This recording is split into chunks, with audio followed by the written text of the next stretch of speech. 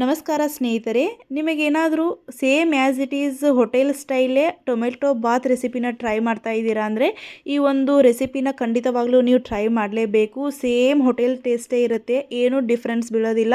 ತುಂಬಾ ಕ್ವಿಕ್ಕಾಗಿ ಮಾಡ್ಕೊಂಡ್ಬಿಡ್ಬೋದು. ಬನ್ನಿ ಯಾವ ರೀತಿ ಮಾಡೋದಂತ ಈ ಒಂದು ವಿಡಿಯೋದಲ್ಲಿ ನೋಡ್ಕೊಂಬರೋಣ. ಟೇಸ್ಟ್ ಅಂತೂ ಅದ್ಭುತವಾಗಿರುತ್ತೆ. ಒಂದು ಮಿಕ್ಸಿ ಜಾರ್ನ ಇಟ್ಕೊಂಡು ಒಂದು 3 ಹಣ್ಣಾಗಿರುವಂತಹ ಟೊಮೆಟೊನ ತೊಗೊಂಡಿದ್ದೀನಿ. ಹಾಗೆ ಒಂದು 3 ಗುಂಟೂರು ಮೆಣಸಿನ್ಕಾಯಿ, ಹಾಗೆ ಒಂದು 3 ಬ್ಯಾಡಗಿ ಮೆಣಸಿನ್ಕಾಯಿನ ಹಾಕ್ಕೊಂಡಿದ್ದೀನಿ. ಈ ರೀತಿ ಮೆಣಸಿನ್ಕಾಯಿ ಹಾಕೊಳ್ಳೋದ್ರಿಂದ ಒಂದು ಕಲರ್ ತುಂಬಾ ಚೆನ್ನಾಗಿ ಬರುತ್ತೆ. ಒಂದು ಫುಲ್ಲು ಗಡ್ಡೆನ ಬೆಳ್ಳುಳ್ಳಿ ಚಿಪ್ಪೆ ಸುಲಿದು ಹಾಕ್ಕೊಂಡಿದ್ದೀನಿ. 1 ಸ್ಪೂನ್ ಆಗುವಷ್ಟು ಸೋಪು, 1 ಸ್ಪೂನ್ ಆಗುವಷ್ಟು ಧನಿಯಾ, 1 ಸ್ಪೂನ್ ಆಗುವಷ್ಟು ಜೀರಿಗೆನ ಹಾಕ್ಕೊಂಡಿದ್ದೀನಿ. ಹಾಗೆ ಲಾಸ್ಟಲ್ಲಿ ಒಂದು ಅರ್ಧ ಸ್ಪೂನ್ ಆಗುವಷ್ಟು ಅರಿಶಿನ ಪುಡಿನ ಹಾಕ್ಕೊಂಡು ಇದನ್ನು ಚೆನ್ನಾಗಿ ರುಬ್ಕೊಂಡು ಬರೋಣ. ಸ್ವಲ್ಪ ನೀರು ಹಾಕ್ಕೊಂಡು ಈ ರೀತಿ ಕನ್ಸಿಸ್ಟೆನ್ಸಿಯಲ್ಲಿ ನಾವು ರುಬ್ಕೊಂಡು ಬರಬೇಕಾಗತ್ತೆ. ನೋಡ್ತಾ ಇರ್ಬೋದು ಕಲರ್ ಯಾವ ರೀತಿ ಬಂದಿದೆ ಅಂತ. ಇದರಲ್ಲಿ ಯಾವುದೇ ರೀತಿ ಫುಡ್ ಕಲರ್ ಆಗಿರ್ಬೋದು ಏನನ್ನೂ ಬಳಸಿಲ್ಲ ಸ್ನೇಹಿತರೆ. ಇದು ನ್ಯಾಚುರಲ್ ಆಗಿ ಕಲರ್ ಬಂದಿರೋದು. ಇವಾಗ ಒಂದು ಕುಕ್ಕರ್ನ ಇಟ್ಕೊಂಡು ಅದಕ್ಕೆ ಸಾಸಿವೆ ಜೀರಿಗೆ ಹಾಕ್ಕೊಂಡು ಒಂದೆರಡು ಪಲಾವ್ ಎಲೆನ ಹಾಕ್ಕೊಂಡಿದ್ದೀನಿ. ಚೆನ್ನಾಗಿ ಅದನ್ನು ಎಣ್ಣೆಯಲ್ಲಿ ಚಟಪಟ ಅನ್ನೋವರೆಗೂ ಫ್ರೈ ಮಾಡ್ಕೊಳ್ಳೋಣ. ನಂತರ ಇಲ್ಲಿ ಸ್ಪೈಸಸ್ನ ಹಾಕ್ಕೊಳ್ತಾ ಇದ್ದೀನಿ. ಪುದೀನ, ಕರಿಕಾಳು, ಲವಂಗ, ಚಕ್ಕೆ, ಹಾಗೆ ಒಂದೆರಡು ಚಕ್ರ ಹೂವನ್ನು ಕೂಡ ಹಾಕ್ಕೊಂಡಿದ್ದೀನಿ. ನಿಮ್ಮ ಹತ್ರ ಯಾವ ಸ್ಪೈಸಸ್ ಇದೆ ಅದನ್ನು ಬಳಸ್ಕೊಳ್ಳಿ. ಈ ರೀತಿ ಎಣ್ಣೆಯಲ್ಲಿ ಚೆನ್ನಾಗಿ ಒಂದು 8ರಿಂದ 10 ಸೆಕೆಂಡ್ಗಳ ಕಾಲ ಚೆನ್ನಾಗಿ ಫ್ರೈ ಮಾಡ್ಕೊಳ್ಳೋಣ. ನಂತರ ಸ್ವಲ್ಪ ಫ್ರೆಶ್ ಆಗಿರುವಂಥ ಕರಿಬೇವಿನ ಎಲೆನ ಹಾಕ್ಕೊಂಡಿದ್ದೀನಿ. ಈ ರೀತಿ ಟೊಮೆಟೊ ಬಾತ್ ಮಾಡುವಾಗ ಫ್ರೆಶ್ ಆಗಿರುವಂಥ ಕರಿಬೇವಿನ ಎಲೆನ ಹಾಕ್ಕೊಳ್ಳಿ. ಟೇಸ್ಟ್ ತುಂಬಾ ಚೆನ್ನಾಗಿ ಬರುತ್ತೆ.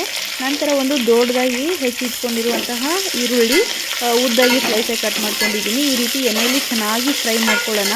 ಕಂಪ್ಲೀಟಾಗಿ ಅದು ಹಸಿ ಸ್ಮೆಲ್ ಕಂಪ್ಲೀಟಾಗಿ ಹೋಗೋವರೆಗೂ ಒಂದು 3ರಿಂದ 5 ನಿಮಿಷ ಚೆನ್ನಾಗಿ ಫ್ರೈ ಮಾಡ್ಕೊಳ್ಳೋಣ. ನೋಡ್ಬೋದು ಇವಾಗ ಕಂಪ್ಲೀಟಾಗಿ ನಮ್ಮ ಈರುಳ್ಳಿ ಚೆನ್ನಾಗಿ ಫ್ರೈ ಆಗಿದೆ. ಇವಾಗ ಇನ್ನೊಂದು ನಾನು ಹಣ್ಣಾಗಿರುವಂತಹ ಟೊಮೆಟೊನ ತೊಗೊಂಡಿದ್ದೀನಿ. ಒಂದು ಚಿಕ್ಕದು ಮೀಡಿಯಮ್ ಸೈಜ್ದು ಒಂದು ಟೊಮೆಟೊನ ತೊಗೊಂಡಿದ್ದೀನಿ. ಆದಷ್ಟು ನಾಟಿ ಟೊಮೆಟೊನ ಬಳಸಲಿ, ತುಂಬ ಟೇಸ್ಟ್ ಚೆನ್ನಾಗಿ ಬರುತ್ತೆ. ನಂತರ ಅದನ್ನು ಕೂಡ ಚೆನ್ನಾಗಿ ಈರುಳ್ಳಿ ಜೊತೆನೇ ಚೆನ್ನಾಗಿ ಮಿಕ್ಸ್ ಮಾಡ್ಕೊಳ್ಳೋಣ. ನಂತರ ಅದಕ್ಕೆ ಒಂದು ಅರ್ಧ ಸ್ಪೂನ್ ಆಗೋಷ್ಟು ಅರಿಶಿನ ಪುಡಿ, ಹಾಗೆ ರುಚಿಗೆ ತಕ್ಕಷ್ಟು ಉಪ್ಪು, ಹಾಗೆ 1 ಸ್ಪೂನ್ ಆಗೋಷ್ಟು ನಾನು ಇಲ್ಲಿ ಬೆಲ್ಲನ ಹಾಕ್ಕೊಂಡಿದ್ದೀನಿ. ನೀವು ಬೆಲ್ಲ ಇಲ್ಲಾಂದರೆ ಸಕ್ಕರೆ ಕೂಡ ಹಾಕ್ಕೊಳ್ಬೋದು. ಬೆಲ್ಲ ಹಾಕ್ಕೊಳ್ಳಿ, ತುಂಬಾ ಚೆನ್ನಾಗಿ ಬರುತ್ತೆ. ಈ ರೀತಿ ಚೆನ್ನಾಗಿ ಟೊಮೆಟೊ ಕಂಪ್ಲೀಟಾಗಿ ಸಾಫ್ಟ್ ಆಗೋವರೆಗೂ ಚೆನ್ನಾಗಿ ಫ್ರೈ ಮಾಡ್ಕೊಳ್ಳೋಣ. ಮಾರ್ನಿಂಗ್ ಏನಾದರೂ ಮಾಡ್ತಾ ಇದ್ದೀರಾ ಅಂದರೆ ಕ್ವಿಕ್ಕಾಗಿ ಆಗಿಬಿಡುತ್ತೆ ಈ ಒಂದು ರೆಸಿಪಿ ಅಂದ್ರೂ. ಹಾಗೆ ನಾವು ಮುಂಚೆನೇ ರುಬ್ಬಿಟ್ಕೊಂಡಿರುವಂತಹ ಪ್ಯೂರಿನ ಇದಕ್ಕೆ ಡೈರೆಕ್ಟಾಗಿ ಹಾಕ್ಕೊಳ್ಳೋಣ. ಅದೇ ಮಿಕ್ಸಿ ಜಾರಿಗೆ ಸ್ವಲ್ಪ ನೀರನ್ನು ಮಿಕ್ಸ್ ಮಾಡಿಕೊಂಡು ಕುಕ್ಕರಿಗೆ ಹಾಕ್ಕೊಂಡು ಚೆನ್ನಾಗಿ ಹಸಿ ಸ್ಮೆಲ್ ಹೋಗೋವರೆಗೂ ಚೆನ್ನಾಗಿ ಫ್ರೈ ಮಾಡ್ಕೊಳ್ಳೋಣ. ನಾವು ಟೊಮೆಟೊ ಆಗಿರ್ಬೋದು, ಗಾರ್ಲಿಕ್ ಆಗಿರ್ಬೋದು, ಹಸಿದೇ ನಾವು ಗ್ರೈಂಡ್ ಮಾಡಿರೋದ್ರಿಂದ ಅದರಲ್ಲಿರುವಂತಹ ಹಸಿ ಸ್ಮೆಲ್ ಕಂಪ್ಲೀಟಾಗಿ ಹೋಗಬೇಕು. ಅಲ್ಲಿವರೆಗೂ ಚೆನ್ನಾಗಿ ಇದನ್ನು ಫ್ರೈ ಮಾಡ್ಕೊಳ್ಳೋಣ. ನೋಡ್ಬೋದು ಇವಾಗ ಎಣ್ಣೆ ಯಾವ ರೀತಿ ಮೇಲ್ಗಡೆ ಬಂದಿದೆ ಅಂತ. ಅಲ್ಲಿವರೆಗೂ ಚೆನ್ನಾಗಿ ಫ್ರೈ ಮಾಡ್ಕೊಳ್ಳೋಣ. ಇದು ಕಂಪ್ಲೀಟಾಗಿ ಫ್ರೈ ಆಗಿದೆ. ಇವಾಗ ನಾನು 4 ಜನಕ್ಕೆ ಆಗೋಷ್ಟು ರೈಸ್ನ ಮಾಡ್ಕೊಳ್ತಾ ಇದ್ದೀನಿ. ಅದಕ್ಕೆ 1 ಗ್ಲಾಸ್ ಆಗೋಷ್ಟು ಅಕ್ಕಿನ ತೊಗೊಂಡಿದ್ದೀನಿ. 2 ಗ್ಲಾಸ್ ಆಗೋಷ್ಟು ನೀರನ್ನು ನಾನಿಲ್ಲಿ ಹಾಕ್ಕೊಂಡಿದ್ದೀನಿ. 2 ಗ್ಲಾಸ್ ಅಕ್ಕಿಗೆ 1 ಗ್ಲಾಸ್ ಆಗೋಷ್ಟು ನೀರು ಕರೆಕ್ಟಾಗಿ ಆಗುತ್ತೆ. ಈ ರೀತಿ ಕಂಪ್ಲೀಟಾಗಿ ನೀರು ಕುದಿಬೇಕು. ಕುದ್ದಾದಮೇಲೆ ನಾವು ಅಕ್ಕಿನ ಮಿಕ್ಸ್ ಮಾಡ್ಕೊಳ್ಬೇಕಾಗತ್ತೆ. ನೀವು ಇದರಲ್ಲಿ ಉಪ್ಪು ಖಾರ ಎಲ್ಲ ಕರೆಕ್ಟಾಗಿದ್ದೀವಲ್ಲ ಅಂತ ಇವಾಗ ಈ ಟೈಮಲ್ಲಿ ಕೂಡ ಚೆಕ್ ಮಾಡ್ಕೊಂಡು ಹಾಕ್ಕೊಳ್ಬೋದು. ಲಾಸ್ಟಲ್ಲಿ ಒಂದು ಸ್ವಲ್ಪ ಕೊತ್ತಂಬರಿ ಸೊಪ್ಪನ್ನು ಹಾಕ್ಕೊಂಡು 1 ಗ್ಲಾಸ್ ಅಕ್ಕಿನ ಹಾಕ್ಕೊಂಡು ಚೆನ್ನಾಗಿ ಒಂದು ರೌಂಡು ಕಲಿಸ್ಕೊಳ್ಳೋಣ. ಈ ರೀತಿ ಕಲಿಸ್ಕೊಂಡಾದಮೇಲೆ ಕುಕ್ಕರ್ ಲಿಡ್ನ ಕ್ಲೋಸ್ ಮಾಡಿಬಿಟ್ಟು ಒಂದು 3 ವಿಸಿಲ್ನ ಹೊಡೆಸ್ಕೊಂಡು ಬರೋಣ.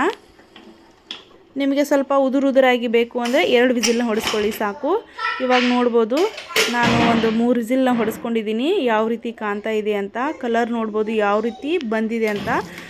ಇವಾಗ ಒಂದು ಸತಿ ಚೆನ್ನಾಗಿ ಅದನ್ನು ಕಲಿಸ್ಕೊಂಡು ಬಿಡೋಣ. ನಾವು ಮಾಡ್ಕೊಂಡಿರುವಂತಹ ಟೊಮೆಟೊ ಬಾತನ್ನು ಮೇಲ್ಗಡೆ ಸ್ವಲ್ಪ ನೀರಾಗಿ ನಿಂತಿರುತ್ತೆ. ಸೊ ಅದನ್ನು ಕೂಡ ಚೆನ್ನಾಗಿ ರೈಸ್ ಜೊತೆ ಹೊಂದ್ಕೊಳ್ಳೋ ಥರ ಚೆನ್ನಾಗಿ ಸರ್ವ್ ಮಾಡೋ ಟೈಮಲ್ಲಿ ಚೆನ್ನಾಗಿ ಕಲಿಸ್ಕೊಳ್ಳೋಣ. ಆವಾಗ ಚೆನ್ನಾಗಿ ಎಲ್ಲವೂ ಕಂಪ್ಲೀಟಾಗಿ ಹೊಂದ್ಕೊಳ್ಳುತ್ತೆ. ಇವಾಗ ನೋಡ್ಬೋದು ಯಾವ ರೀತಿ ಉದುರಾಗಿ ಬಿಡಿಯಾಗಿ ಬಂದಿದೆ ಅಂತ. ಸರ್ವ್ ಮಾಡಿ ತೋರಿಸ್ತೀನಿ ಯಾವ ರೀತಿ ಕಾಣ್ತಾ ಇದೆ ಅಂತ. ನೋಡ್ಬೋದು ತುಂಬಾ ಚೆನ್ನಾಗಿರುತ್ತೆ. ಯಾವುದೇ ರೀತಿ ಕಲರ್ ಫುಡ್ನ ಬಳಸಿಲ್ಲ, ಏನೂ ಬಳಸಿಲ್ಲ. ಮನೆಯಲ್ಲೇ ಕ್ವಿಕ್ಕಾಗಿ ಈಸಿಯಾಗಿ ಮಾಡ್ಕೊಂಡು ಬಿಡ್ಬೋದು. ಇಲ್ಲಿವರೆಗೂ ಈ ವಿಡಿಯೋ ನೋಡಿದ್ದೀರಾ ಅಂತಂದರೆ ಸ್ವಲ್ಪನಾದರೂ ವಿಡಿಯೋ ಇಷ್ಟ ಆಗಿದ್ದರೆ ಲೈಕ್ ಮಾಡಿ, ಕಮೆಂಟ್ ಮಾಡಿ, ಶೇರ್ ಮಾಡಿ ಸ್ನೇಹಿತರೆ. ಬಾಯ್.